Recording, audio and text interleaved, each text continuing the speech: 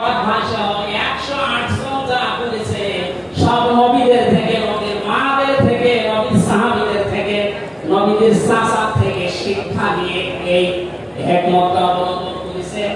আল্লাহ তাদেরকে যেন সর্বোচ্চ মাকাম দান করেন, বলেন আমিন। আমিন।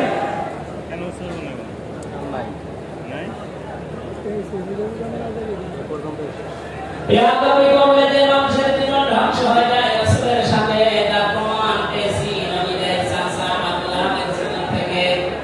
বিশ্বনবী যখন সাফা মারওয়া এই পাহাড়ের উপরে উঠে দাওয়াত দিচ্ছিলেন, এই লোকটা ডাক দিয়ে বলেছে, তাব্বালাকা আলিহাদা জামাতানা ইয়া মুহাম্মদ, যে মুহাম্মদ তুমি ধ্বংস হয়ে যাও।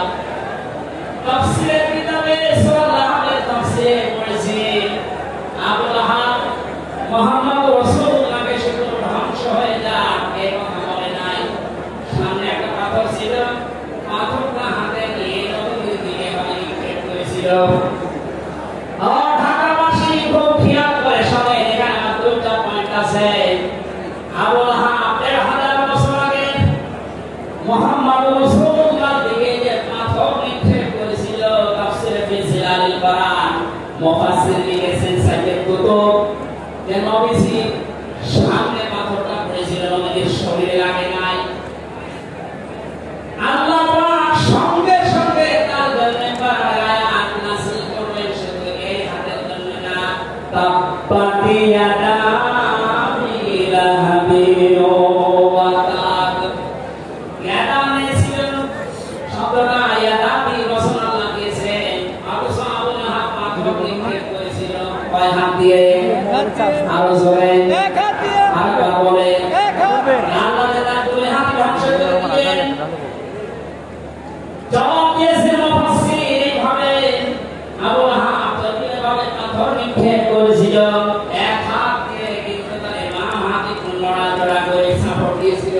ঠিক আপনি যদি এখান থেকে একটা কোনো কিছু নিক্ষেপ করেন হবে, এই হাত দিয়ে শুধু কাজ হবে না, এই হাত নড়াচড়া করে সাপোর্ট দেবে। আল্লাহ এটাও সহ্য করে নাই।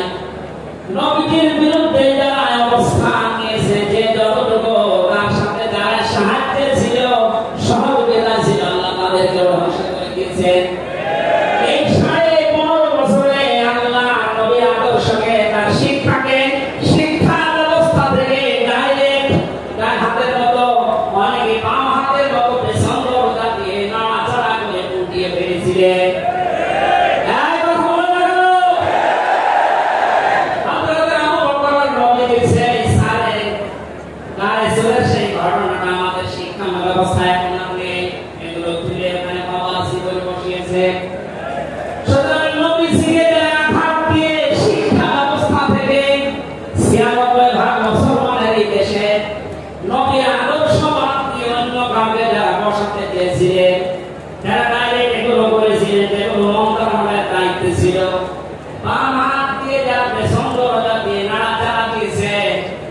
উপদেষ্টা মণ্ডলীর ভেতরে দুইজন আছে, তারা সমকামিতা প্রমোট করছেন, আমরা শুনতে পাচ্ছি।